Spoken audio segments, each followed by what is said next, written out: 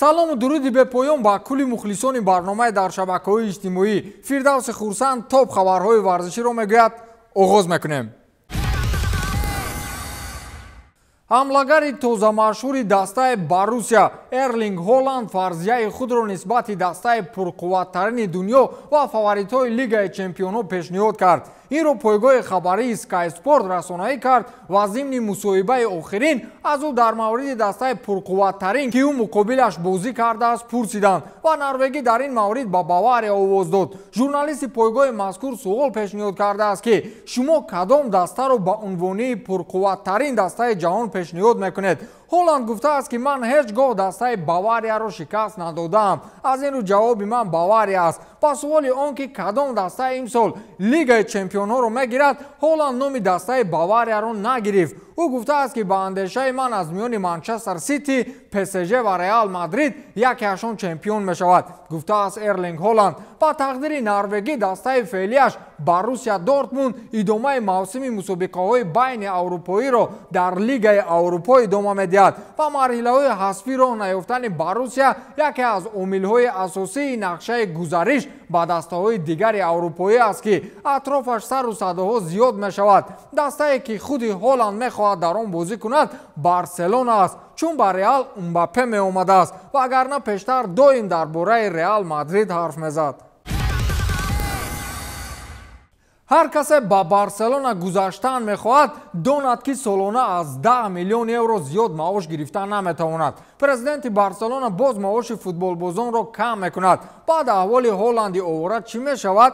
ӯ дар Боруссия аз ин зиёд маош мегирад. Жоан Лапорта ба хулосае омадааст ки маоши футболбозоне ки баъди 30 июн ба сафи даста ҳамроҳ мешаванд маҳдудият дошта бошад. баландтарин маоше ки Барса дода метавонад 10 миллион евро дар як сол будааст. агар хоҳӣ ба Барселона гузарӣ, маҷбур ҳастӣ ки ин шарти дастаро иҷро намоӣ. Лапорта умед бар он мебандад ки бо чунин роҳ аз такрори таърих гурез мекунем. замоне ки маоши футболбозони дастаи Барселона яку якбора боло рафт, аз ҳамон вақт бошгоҳ ба мушкилиҳои иқтисодӣ дучоршавиро оғоз намуд. бо қарори ниҳоии президенти бошгоҳ Жоан Лапорта аз тобистони соли 2022 ҳар бозигаре харидорӣ карда мешавад баланди баланд 10 миллион евро дар як сол маош мегирад. агар чунин шавад, 2 сол пас ҳайати бошгоҳи Каталониро пурра футболбозони тоҷику Русия ташкил мекунанд. уно ба 10 миллиону 20 миллион бозӣ намекунанд. Роналду дар саҳифаи Инстаграм Трансфермарктро ба рӯйхати сиёҳ ворид намудааст. ширкати машҳури Трансфермаркт ки бештар фазои бозори хариду фурӯши бозингаронро таҳлилу тарғиб мекунад, бо ситораҳои футбол баъзан ба мушкилиёт дучор мешудааст. як мутахассиси шуъбаи нархи бозингарон бо исми Кристиан Шварц зимни мусоҳибааш гуфтааст ки бо Криштиану Роналду ситораи машҳуртарини футболӣ низ замоне чунин мушкилӣ доштанд. ӯ қайд кардааст ки аксарияти футболбозон бо рақамҳои нархгузорӣ муносибати хеле ҷиддӣ доранд. ҳозир сину сол яке аз факторҳои асосии нарху навои футболбозон ба ҳисоб меравад. Роналду ва Месси ба гурӯҳи бозингарони сину солашон рафта медароянд. ҳарчанд онҳо мисли 3 соли қабл бозӣ мекунанд, вале сину солашон ба таври автоматӣ нархи онҳоро поён мебарад. мо рӯйхати қиматтарин бозингарони сину солашон аз 33 болоро тартиб дода будем ва Криштиану дар ин рӯйхат дар мавқеи аввал буд. аммо ӯ ба кормандони мо навишт ки аз нархи мондаашон розӣ нест ва мехоҳад рақамҳоро боло баранд. кормандони мо ба ӯ фаҳмониданд ки миёни футболбозони сину солашон рафта ӯ бешак рақами як аст. байни нархи Роналду ва бозигари баъдӣ ба андозаи 30-50 миллион евро тафовут буд. баъдан ӯ моро дар шабакаҳои маҷозӣ ба рӯйхати сиёҳ ворид кард, гуфтааст мутахассиси Трансфермаркт. ширкати мазкур вобаста ба ин мавзӯъ чунин андеша дорад ки муносибати бад бо ширкат ва ҷанҷолҳои шахсӣ наметавонад ба рисолати аслии кор таъсири манфӣ расонад. мо Роналдуро ба ҳамон нархе ки воқеан меарзад баҳогузорӣ мекунем, иброз намудааст мутахассиси мазкур. ҷанҷоли навбатии зурҳои UFC дар шабакаҳои маҷозӣ. қаблан дар вазни миёнаи марҳилаҳои UFC ба истилоҳ интригаи рақобатҳо хеле гарм буд ва ин тавозунро Ҳабиб ва Конор идора мекарданд. баъди онҳо эътибори ин дивизион нисбати қабл поёнтар рафт ва ҳоло ҳамин хел майдони гармро дивизиони вазни ним миёна дорад. он ҷо Ҳамзат Чимаев, камар усмон, колби ковингтон ва дигару дигарҳо ҳастанд ки барои чемпионӣ миёни онҳо муборизаҳои беамон меравад. камар усмон чемпиони феълӣ ва лидери рӯйхати вазни ниммиёна мебошад. ӯ чанде пеш иддао кард ки ман аз ин дивизион мебароям ва яку якбора шомили дивизиони ду вазн боло мешавам. ӯ ҳамчунин қайд кард ки хостори аз ҳад зиёди рақобат боян блахович собиқ чемпиони вазни миёнаи вазнин мебошад. аз ин ро агар гуфтугӯҳо хуб анҷом ёбад пас ӯ дигар дар вазни ниммиёна рақобат нахоҳад кард. ҳамзат чимаев ки баъди шартнома бо UFC хеле фаъол асту то ҳол дар ягон рақобаташ шикаст нахӯрдааст ба ин қарори усмон эътироз дорад.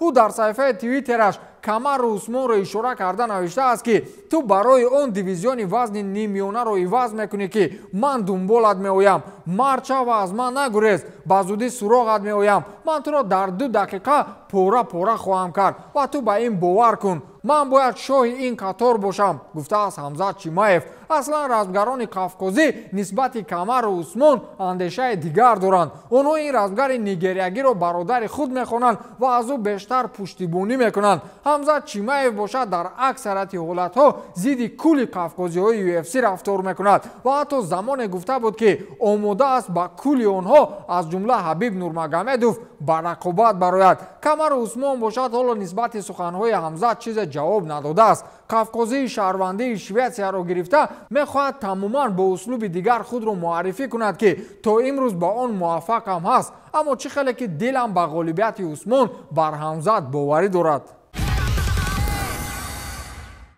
сирҳои нуҳуфта оҳиста оҳиста рӯ мезананд. лео месси ва жерар пике аз ҳамдигар малоланд ва баъди гузариш ба ПСЖ дигар онҳо ҳеҷ вақте бо ҳам гап назаданд ва якдигарро суроғ ҳам намекунанд.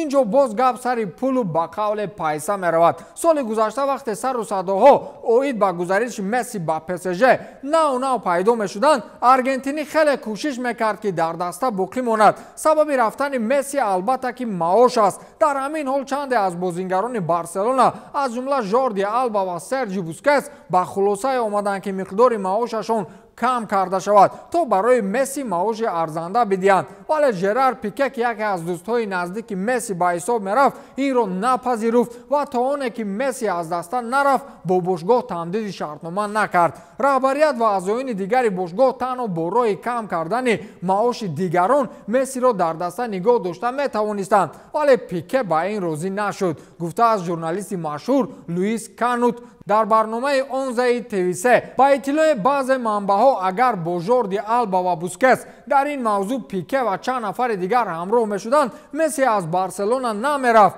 аргентинӣ воқеан намехост эътибори иқтисодиаш дар бозори ҷаҳонӣ поён рафта бошад, чун ӯ элитаи на танҳо барселона балки кулли футболи ҷаҳон ба ҳисоб мерафт. шумо дар бораи садоқат ҳарф мезанед.